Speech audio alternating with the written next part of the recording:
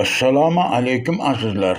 Shifokor bo'lganim uchun go'shtni o'rnini bosuvchi mahsulotlar bilan qisqacha qilib sizlarni tanishtirib chiqishga harakat qilamiz.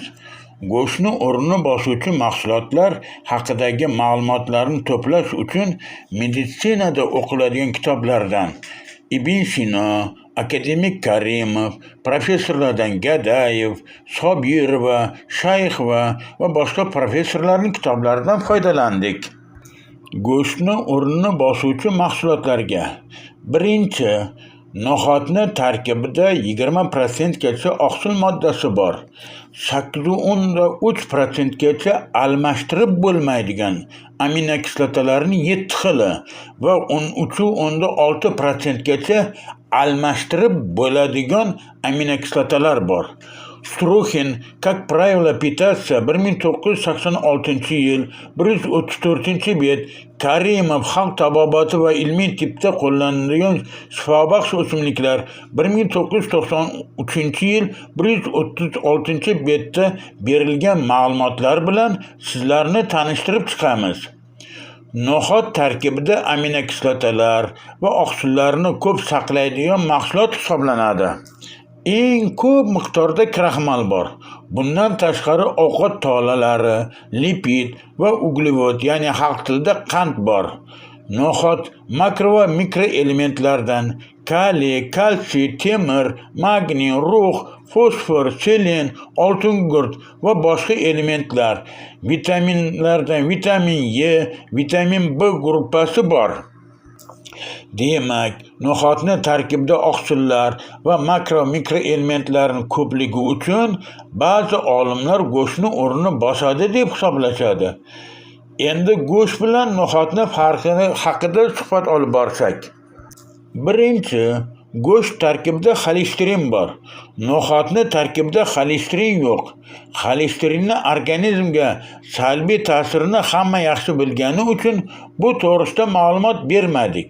Misol uchun, xolesterin qon bosimini oshirishga, jigar o't qopida tosh hosil bo'lishiga yoki ko'z kasalligi hisoblanmish katarakta va boshqa kasalliklarga sabab bo'ladi.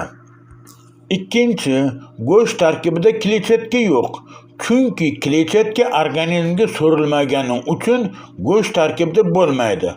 No'xat tarkibida kletchatka borligi uchun foydali hisoblanib, hatto jigar o't qopi tosh kasalligida no'xatni iste'mol qilsa bo'ladi.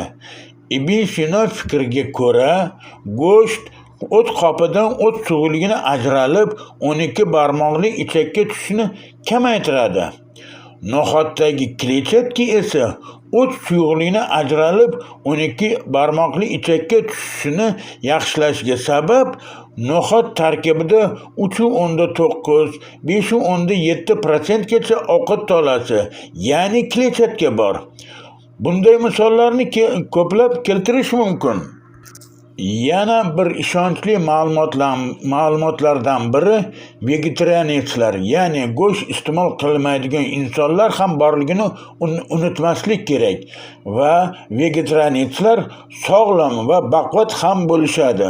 Bunday misollarni ko'plab keltirish mumkin. Endi sut mahsuloti haqida. Sut mahsulotlarini hamma yaxshi biladi. 6-8 oylik bo'lguncha sut ichib katta bo'lgan chaqaloq sog'lom va baquvvat bo'lishini hamma yaxshi biladi va bu ma'lumot Sobirova Bioximiya darslik 2020-yil 209-betda ham keltirilgan. Go'shtga o'xshab sut tarkibida organizm uchun yetarli miqdorda oqsil, makro va mikro elementlar bor va bular go'shtga nisbatan oson organizmda hazm bo'ladi. Misol uchun, sut tarkibida lakta-albumin, lakta-globulin bor. Go'shtda esa bunday oqsillar bo'lmaydi. Sutda makro va mikro elementlar va oqsillar ko'pligi uchun shifokorlar bemorlarga sut mahsuloti iste'mol qilishni tavsiya qilishni hamma yaxshi biladi.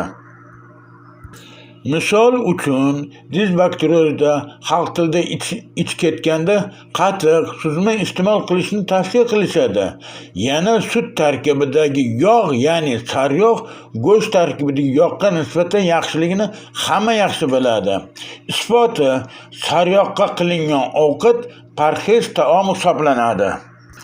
Demak, go'shtni o'rnini bosuvchi mahsulotlar ko'p hisoblanadi. Misol uchun, sut, tuxum, no'xat va boshqa mahsulotlar. Misol uchun, qaynatilgan sovuq sutga grechkani kechqurun solib qo'ysa, ertalabgacha sut ichida turgan grechka iste'molga yaroqli bo'lib, pishib qoladi. Yuqorida bildirilgan ma'lumotlardan hamma o'zi xulosa chiqarib olsin. Fikr va mulohazalaringizni kommentariyada yozib qoldirsangiz xursand bo'lamiz.